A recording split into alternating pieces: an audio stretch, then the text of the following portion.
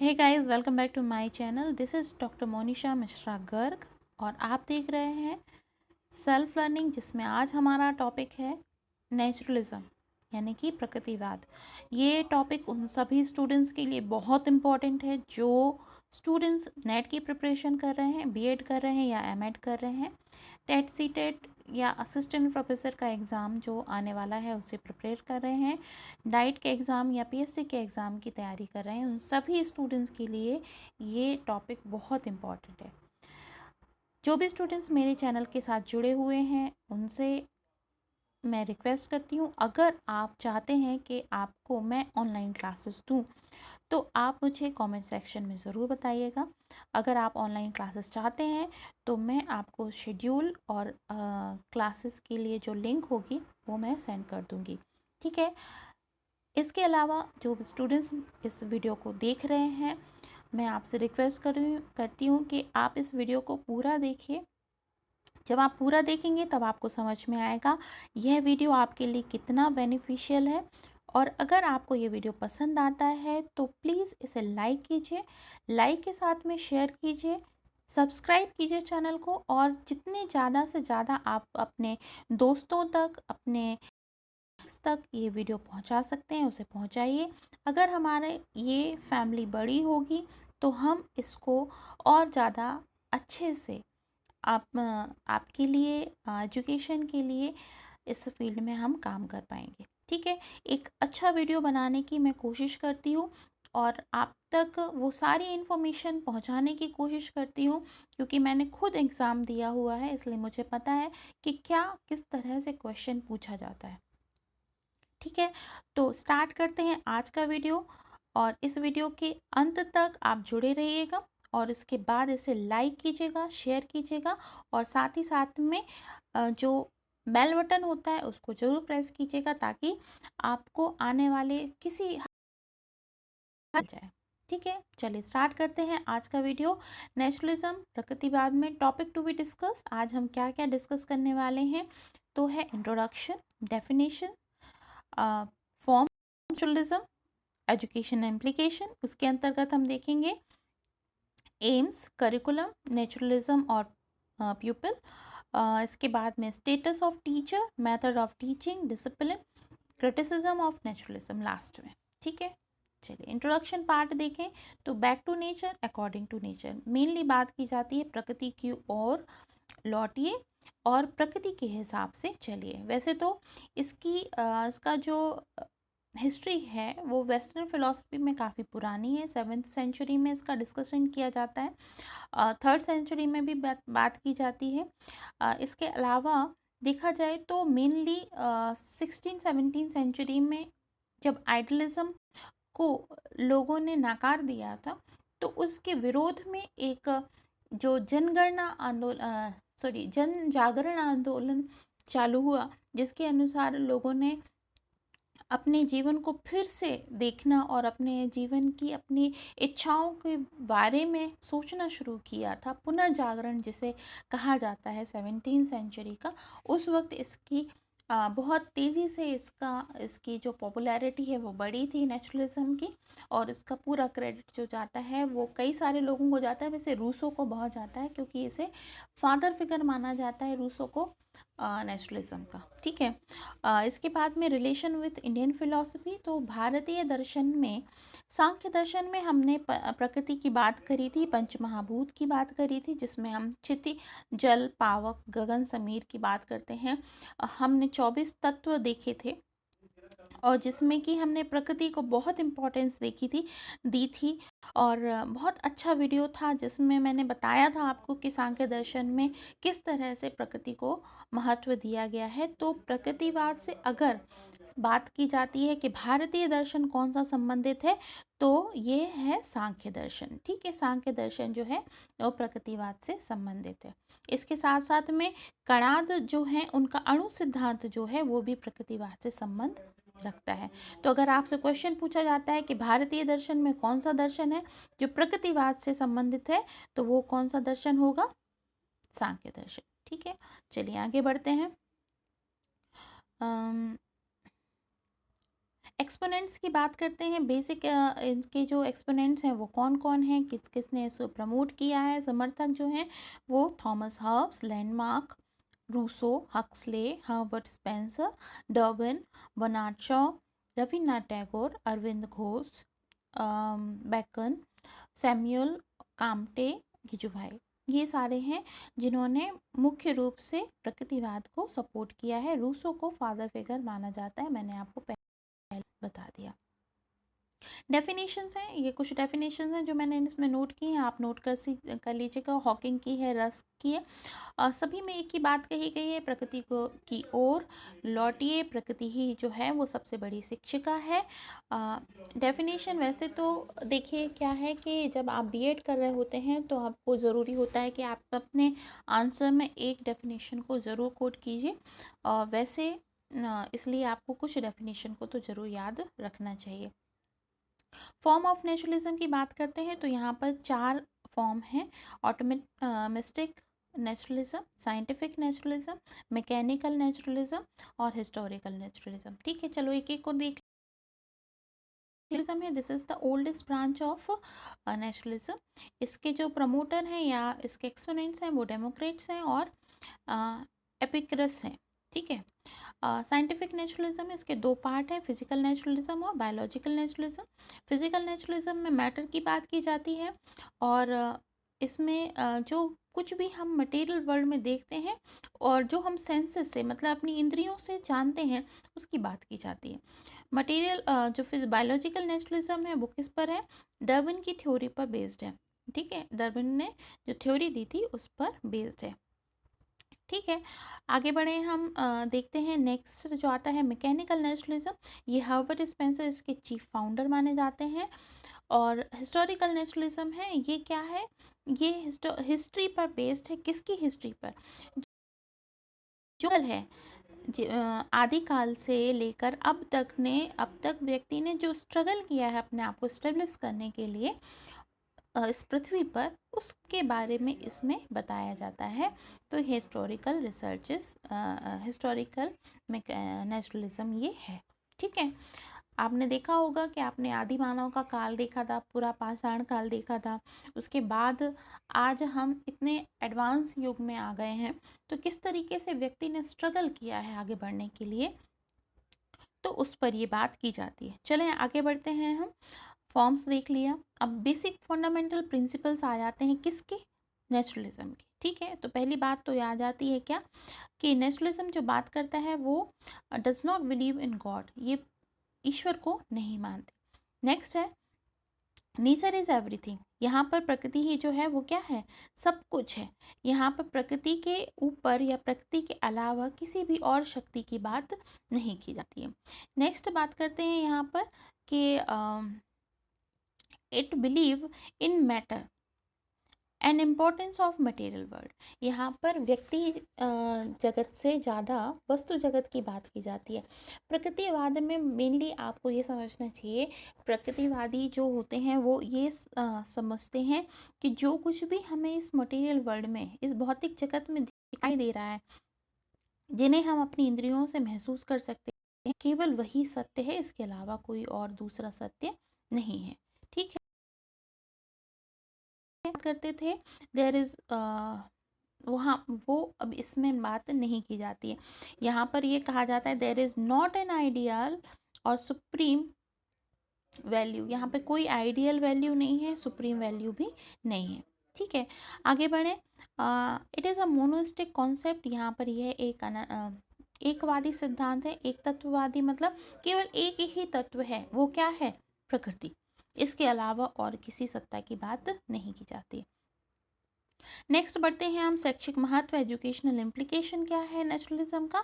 तो education implication जो है वो क्या है कि भाई इसमें ये पूरा का पूरा जो सिद्धांत है वो क्या है, चाइल्ड सेंटर्ड है। ठीक है, naturalism when applied to educational means putting the child at the centre of educational process. यहाँ पर चाइल्ड को सेंटर पॉइंट में रखा गया है पूरे एजुकेशनल प्रोसेस के। और इसके जो प्रमुख प्रमोटर माने जाते हैं वो क्या है, कमेनियस है, बेकन है, रूसो हैं, स्पेंसर हैं, जिन्होंने एजुकेशन के फील्ड में नेचुरलिज्म को आगे बढ़ाया। चलिए एम्स ऑफ एजुकेशन की बात कर लेते हैं। तो एम्स ऑफ एजुकेशन में Rousseau says that the aim of education should be to establish harmony between man nature and substance. व्यक्ति, प्रकृति, तत्व और वस्तु के बीच में एक सामंजस्य बिठाना ही क्या है? शिक्षा है।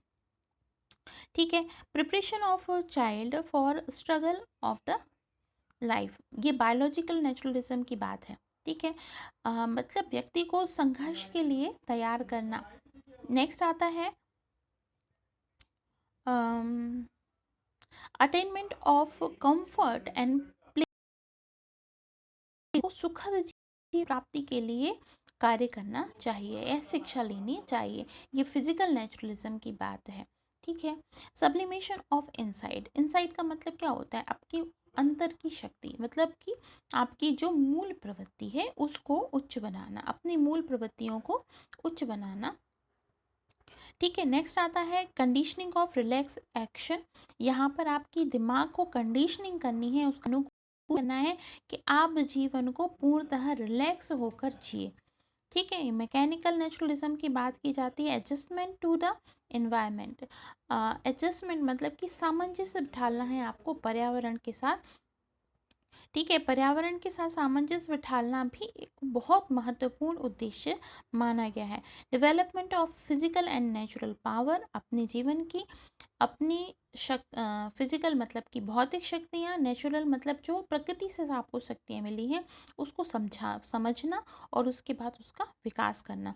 प्रोग्रेसिव एंड अनरिस्ट्रिक्ट डेवलपमेंट, यहाँ पर बात की जाती है आगे बढ़ने के लिए आपको प्रेरित करना है और जो भी चीज़ आपको आगे बढ़ने से रोकती है उसके साथ में आपको अलग हो जाना है, उससे दूर हो जाना है।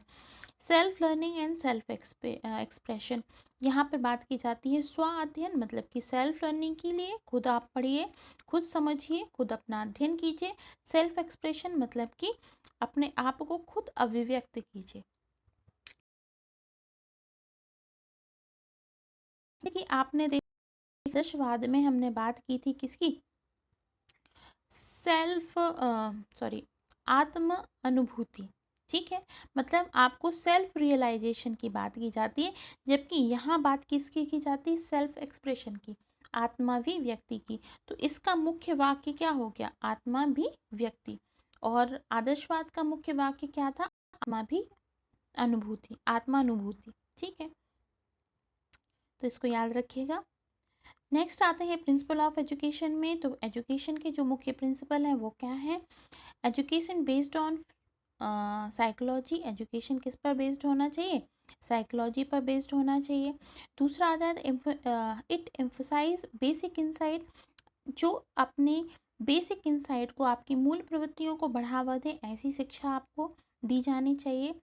Child is the centre of education, व्यक्ति, बच्चे को, जो स्टूडेंट है उसको एजुकेशन के सेंटर में, उसको केंद्रित रखकर ही सारी प्रक्रिया जो है वो चलाई जानी चाहिए। Only individual consider and valued, हर बच्चा, हर व्यक्ति अपने आप में इंडिविजुअल जो है वो क्या इम्पोर्टेंट है, उसको उसको कंसीडर करके ही शिक्षा दी जानी चाहिए। ऐसा नहीं है कि आपने एक शैक्षिक तरीके बना दिए और उसके बाद में उसको उसको लेकर सभी बच्चों को, चाहे वो किसी भी तरीके की मानसिक प्रवृत्ति के हों, उनको उसी तरीके की शिक्षा दी जानी चाहिए। इस बात को ये लोग मना करते हैं। ये कहते हैं कि हर बच्चा अपने आप में इंडिविजुअल अलग है और उसको वैसी ही शिक्षा दी जानी चाहिए। ठीक है। आपको it is a progressive and dynamic ideology, ये जो आइडियोलॉजी है वो क्या है? प्रोग्रेसिव है और डायनेमिक है, हमेशा आगे बढ़ने को प्रेरित करने वाली। बढ़ते हैं हम। नेक्स्ट आता है हमारा करिकुलम। तो देखिए करिकुलम में जो बात की जाती है, according to naturalism, curriculum should be planned to match the development stages and characteristics of child. ठीक है, आपने डेवलपमेंट की स्टेजेस पढ़ी थी बच्चे की, और जो वो स्टेजेस हैं उसके हिसाब से ही करिकुलम को बनाया जाना चाहिए, वो उससे मैच करे, ऐसा करिकुलम होना चाहिए। ठीक है, अब naturalist curriculum constructed according to basic insight, aptitude and tendency. Basic insight का मतलब मूल प्रवृत्तियाँ, एप्टीट्यूड का मतलब उसकी अभिरुचियाँ, और टेंडेंसी मतलब होता है जो उसकी आदतें हैं, उसके हिसाब से करिकुलम बनाया जाना चाहिए। Main subject of naturalist curriculum is are games and sport. यहाँ पर जो मेनली स्पोर्ट बात की गई है कि आपको और कुछ पढ़ाओ ना पढ़ाओ, आपको जो कुछ भी पढ़ाना है वो किसके माध्यम से पढ़ाओ, गेम्स और स्पोर्ट्स के माध्यम से पढ़ाओ। ठीक है, नेक्स्ट आगे बढ़ते हैं हम physical sciences, physiology as well as material and biological sciences are important. ठीक है, तो इसके करिकुलम में फिजिकल साइंस को दिया जाता है इम्पोर्टेंस, इसके बाद में फिजियोलॉजी को, और साथ ही साथ में मटेरियल एंड बायोलॉजिकल साइंसेस की बात भी की जाती है। ठीक है, यहाँ पर जो कुछ भी है वो साइंस को बहुत ज़्यादा इसमें प्रमोट किया गया है। अब इसके बाद में physical education and health education also important. इसके बाद मैथमेटिकल एंड लैंग्वेज नॉलेज को भी इम्पॉर्टेंट जगह दी गई है। हिस्ट्री, सोशल साइंस को भी दिया गया है। ठीक है, आगे बढ़े। एग्रीकल्चर मतलब क्या, आपका कृषि शिक्षा। बुक्स को इन लोगों ने मना कर दिया है कि यहाँ पर बुक्स जो हैं वो बहुत ज़्यादा रोल अदा नहीं करती हैं, इसलिए अर्ली पीरियड ऑफ एजुकेशन में तो बुक्स तो होनी ही नहीं चाहिए। जो कुछ भी आपको सिखाना है वो एक्सपीरियंस से सिखाइए, खेल खेल में सिखाइए। Curriculum should be board based. इसके बाद में आता है it should include the various activity and skill. Curriculum में क्या होनी चाहिए, रटाने वाली विद्या नहीं होनी चाहिए, बल्कि क्या होनी चाहिए, एक्टिविटीज़ और स्किल के माध्यम से, कौशलों के माध्यम से आप शिक्षा दीजिए। It should be correlated to life around. आपके जीवन का जो, जिस तरह का जीवन आप जी रहे हैं उसके हिसाब से ही आपकी शिक्षा होनी चाहिए। अगर आप ऐसी जगह पे रह रहे हैं जहाँ बहुत ही गर्मी होती है तो आपकी शिक्षा वैसी होनी चाहिए। ऐसी जगह पे रह रहे हैं जैसे कि आप पहाड़ों के पास रह रहे हैं तो आपकी जिस तरीके की आप लाइफ, जिस तरीके का, शिक्षा में भी आपको उससे संबंधित चीज़ों के बारे में बताया जाना चाहिए।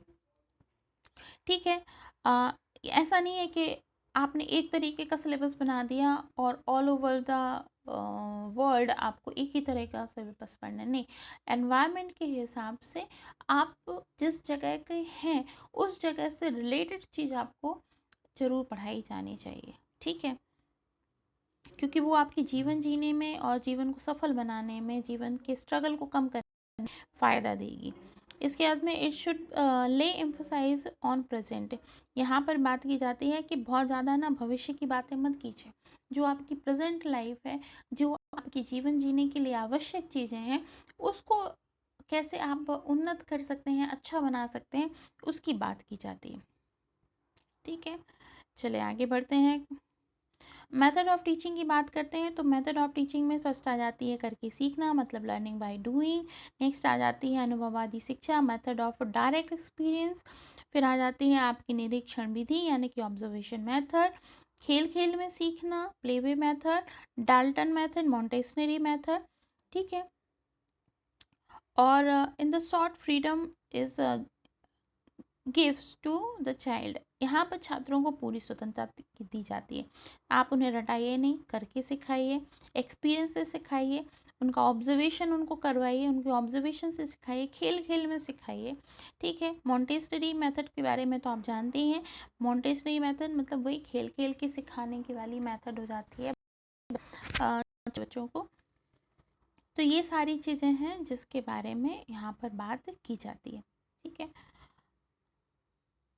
तो ये नोट कर लेना कौन कौन सी मेथड हैं आपकी। ठीक है, नेक्स्ट आता है हमारा टीचर का रोल। तो देखो यहाँ पे टीचर का रोल वैसा नहीं है जैसा कि आदर्शवाद में हुआ करता था।